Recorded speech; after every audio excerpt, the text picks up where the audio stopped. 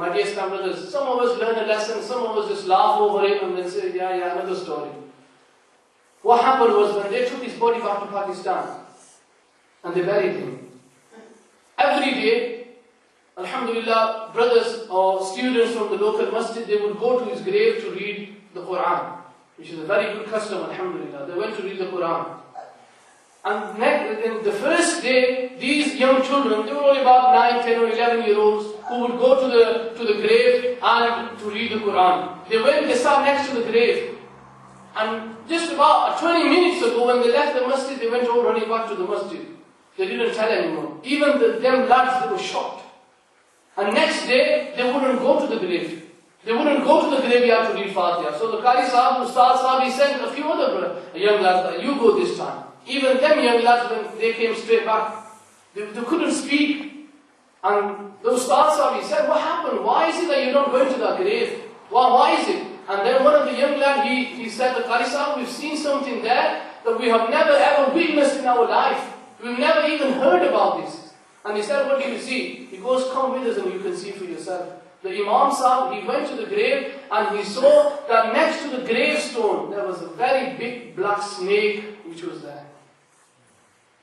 Now my dear Islam brothers, from the family, the Imam Sahib, he went there, he brought a few other ulamas, and they all sat down and they started reading the Quran, and they gave Fatiha, they gave Niyaz, and somehow they got rid of that snake. But when they asked the family members, and they said that Sagi, our brother, they asked his brother, they said he was alright, he used to live in Pakistan, but he always wanted to go to England, so that he can have a good life. And in England, his family members, they said that when he got married to our daughter, he was alright, but the thing is, he started drinking sharab. And that is the end result. May Allah forgive him, he was a Muslim. And may Allah forgive all the Muslims who passed away. But my dear Islamic brothers, today we need to make a choice. We need to go out from this ijtima, and we need to make a choice. And that choice, why I want you to make this choice now? Because Shab-e Barat is coming. Shab-e Barat is that sacred night in which the Prophet ﷺ, he says that the deeds of the Muslims, of every person, they close on the night of Shab-e Barat and they open the next morning. Meaning whatever you have done throughout that year, everything is closed. And that book of deed is presented in the court of Allah. And the Prophet ﷺ, he says that those who repent from their sins on that night, those who repent from their sins, Allah will forgive them. But the Prophet ﷺ, he says that those who are drug dealers, meaning that those who have a habit of drinking, those who have a habit of other drugs, the Prophet ﷺ, the scholars, they say that that person will not be forgiven. A person who breaks ties with his family members, that person will not be forgiven. A person who disrespects his parents will not be forgiven on that night as well. So my dear Islamic brothers, just to cut short the story, we came to this ijtima, we've heard about the hadith of the Prophet ﷺ as to what is going to happen inside the dark grave. Are we not scared? Are we not trying to make intentions in our hearts that we need to change ourselves? Enough is enough.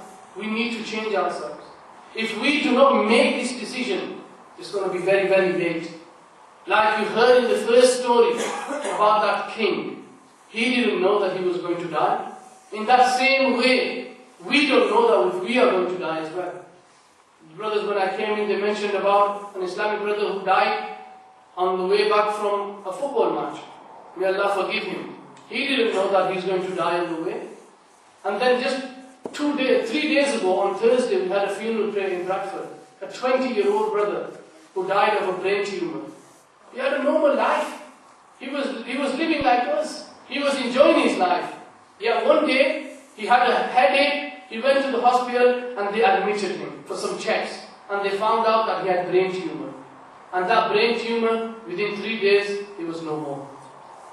So think about these kind of things. Don't let the shaitan come and make all these thoughts in your mind that, oh, nothing's going to happen to me, I'm fit and healthy. And I'm going to tell you about someone who was fit and healthy. And even on his death certificate, there was no cause of death. They don't even know why he died. He went to work, he came back from work, he had something to eat, he sat on the chair, he just laid down, and that was the last time he laid down. He didn't wake up. So my dear Islam brothers, think about these kind of things.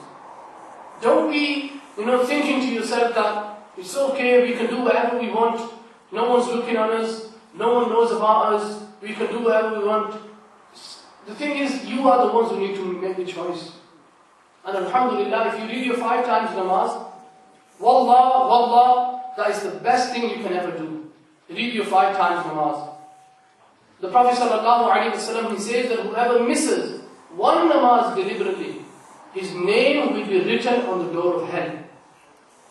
There are 7 doors of hell, and every person will walk through the door on which his name is written. So that person who has missed his namaz, and I'm asking you, all of us, have we read our Fajr namaz?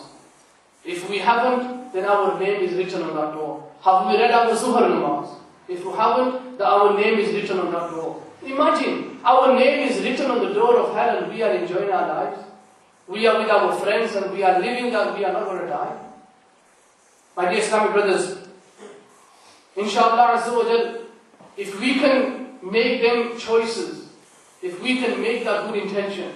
Alhamdulillah, you see many brothers who are sat here, who never used to read their namaz, but I could say that, yeah, I'm part of them as well. But alhamdulillah, Azza wa Jal, if you change yourself, wallah, your life, Allah Ta'ala, like He says in the Quran, that the hadith of the Prophet ﷺ is that when a person walks one step towards Allah, Allah's mercy comes 10 steps towards him. So that is the mercy of Allah waiting for you. And my dear Islamic brothers, there are so many things which are happening around us. So many things which are happening. We need to open our eyes now. We need to understand and we need to reflect what we are doing. What are we doing? Just close your eyes and just for a short while just think to yourself. When you go home tonight and you go to sleep, you turn that light off. Imagine that light is turned off, there is darkness in the room. Just think to yourself, what if your soul is taken? You will never see the light of this world again. So what? So what if we die?